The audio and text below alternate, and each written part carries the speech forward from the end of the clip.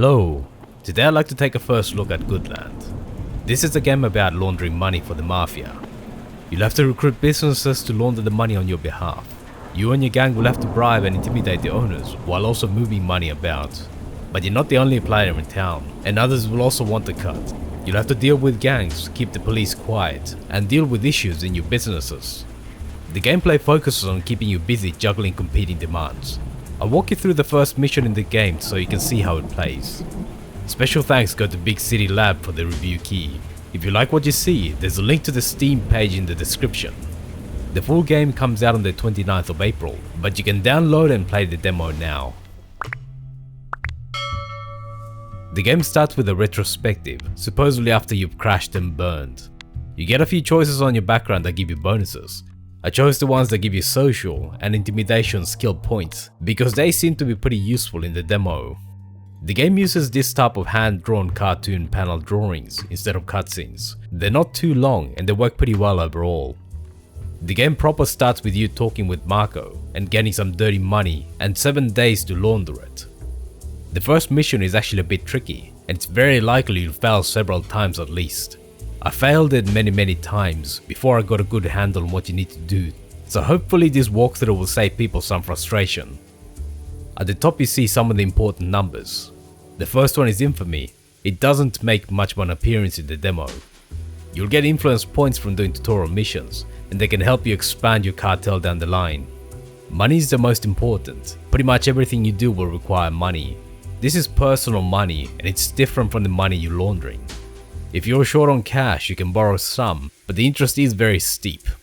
The game also limits how many businesses you can have in total. You can increase this cap by spending influence points. I don't know what this means, but it seems you can discover or make special buildings in the full game. The first day is pretty straightforward. You learn how to assign a task, and you'll speak to Jerome, who's the tutorial voice. He'll walk you through how to get started. You need to scout to discover potential businesses. Normally you need level 5 in social skill to get the perk to do this, but your starting character gets it for free. This $50 figure isn't a once off. In the tutorial you'll find the first 2 businesses straight away, but later on it can take quite a few cycles, so you should make sure you have enough money before you start. Then you need to recruit the business. You'll need an initial bribe. Here you can see how much the business can launder. And you have 2 ways to convince them, with force or with fast talk. Every action takes energy, so keep that in mind. Here we have to coerce, and it's scripted to always give you a critical success. And here's a reminder that you need to keep an eye on energy. Usually a bit of rest will be enough to do what you want, but there's times when you have to do something now, but you're exhausted. Any activity you do will give you experience, so it's a good idea to keep your gang members active. You get a skill point every time you level, and every 5 levels in a skill gives you a perk. Eddie already starts with the scout perk from social. It makes finding new businesses easier, and social is good for recruiting them and keeping them loyal. Intimidation gives you the extortionist perk for more personal money when you collect from businesses. Leadership doesn't really play a part in the demo, but it seems to make it easier to manage mega businesses later on. For some reason Eddie can't use that perk, but it doesn't matter in the demo.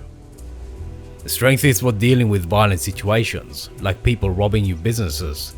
At least one gang member with high strength is pretty important. It seems best to specialize members in specific skills. I like to get Eddie to at least 10 social. The second business will force you to use persuade, and again you'll get a critical success. The first day will end when one laundering cycle is finished.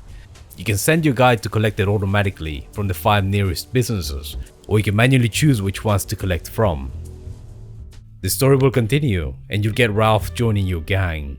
It starts with a bit of strength, so I specialize him as my enforcer with strength and intimidation. You'll get the choice to continue with the tutorial missions, or just go freeform. You'll still get the same scripted events in freeform, so it's better to go with the tutorial missions for the free influence. Every business has fear and loyalty ratings. Higher loyalty gives you faster laundering cycles, and higher fear gives you more money laundered every cycle. So you want to keep both as high as possible, but increasing fear will decrease loyalty, and loyalty will decrease fear. You can use the gift and intimidate commands to increase the loyalty and fear ratings, but it does cost some money to send the gift. There's other ways that we'll see later, but it's all about keeping them as high as possible. On top of that, both decrease over time, and letting loyalty get to 0 or fear get to 100% will lead to the business leaving you cartel at the end of the day. This balancing act keeps you guys busy, but of course you still get experience. And as their skill increases, each action they take will have more effect on loyalty and fear, so they become easier to manage. Because we've got a couple of bars already, we can set our scout to try and find more of the same. Businesses of the same type are easier to manage by a curation, as we'll cover later on. The third business is scripted to give you a critical failure. It gives you a permanent penalty to how much you launder, but you can still recruit the business. You can also curate businesses to launder more efficiently. Each gang member has a different effect, and the two we have now both cause fear when they curate. Later on, Eddie's wife will increase loyalty. Curation is a bit difficult to understand at first. You have 10 squares, and each one has an efficiency rating.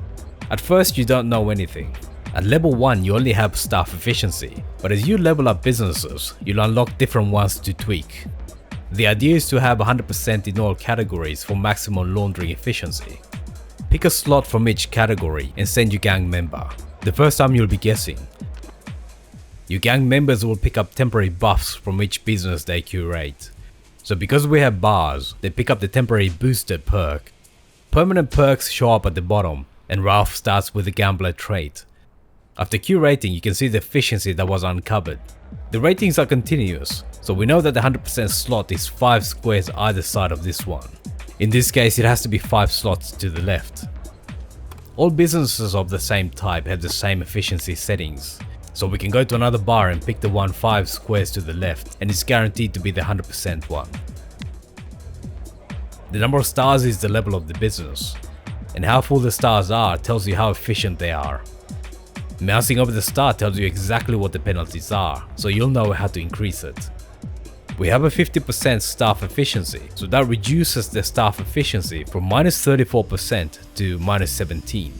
If you get the settings to 100%, that will remove all penalties. Curating doesn't cost anything, so you should be using it as much as you can to make your businesses as efficient as possible. Then you just have to increase fear and loyalty high enough to hit 80% efficiency, and you can upgrade the building. So in this case, we can just send a gift. The star will turn gold when you can upgrade the building. It costs a bit of money, but it allows you to launder more money. Every so often you'll want to send someone out to collect the clean money and bring it back to base. Whenever you do that, you'll also collect some for you, and that will increase your personal money. Ideally, you want someone with extortion as perks from intimidation for more personal money. Sending out dirty money doesn't require any skills, so it's good for new members to get experience. A level 2 business has 2 efficiency settings. The second one is unknown, so you have to do the same as you did for the staff bar and find the 100% setting. You'll want to keep upgrading and curating businesses. Day 3 introduces you to loans. You can borrow some money to do things like upgrading a business, but you also pay 10% interest per day, so it's a good idea to pay it back as soon as possible. You'll eventually get attacked by other gangs. You can either choose to pay them off or you can choose to fight. In this first encounter, Ralph will not be available, but I found that upgrading him to strength 5 usually means he can fight off almost all attacks. Ralph's been mugged, and you'll be introduced to a character for hire. They cost something per day, but if you're short on manpower, they might be useful to get. The way to meet the goal is to keep upgrading and curating businesses until you get 3 level 3 businesses. You'll be able to merge them into a single business that combines the laundering of the 3. It costs some influence, but you should have plenty from the tutorial missions. Merged businesses reduce the amount of work required to maintain them, but without reducing how much you can launder. 3 bars become a bar chain, and you can see that the efficiency settings are different, so you'll have to discover them again. You can also combine businesses of different types, and it looks like they can have their own unique properties. Supposedly you can merge these businesses into even bigger businesses, but that's not available in the demo. Once you've got a few level 3 buildings and the merged building, you'll be pulling in enough money that failing the mission won't be an issue. Keep scouting for new businesses, follow this story until your wife joins, and keep curating the businesses. Don't forget to regularly give them dirty money and collect clean money, and you'll be fine. The game will give you random events at your businesses that you have to deal with. Usually you can sort them out with skills or money. The demo ends after the first mission, but it's obvious that the laundering demands from the Mafia will increase, and you'll find yourself juggling the need to launder more money to keep the Mafia happy, fending off attacks from rival gangs, and keeping law enforcement off your back. None of the individual systems is that complex by itself, but put together they are more than the sum of their parts. The focus is definitely on managing limited resources while juggling competing needs. You're not going to be breaking out spreadsheets, but the pace is brisk enough that you'll pretty much always be doing something. One small concern I have is that merging businesses has no penalties. Essentially you get a bigger business for free that gives you even more money. Supposedly there'll be more systems in the full game, so that may already have been balanced. So far Goodland's promising to be a fun little game that should appeal to players who enjoy casual style management type games. I'll try out the full game when it comes out and we might see a full review. But anyway, thanks for watching, I'll see you around. Thanks for watching all the way to the end. Let me know what you thought about it in the comments. Feel free to leave a like, subscribe and hit the bell button to be notified when new videos come out. See you soon.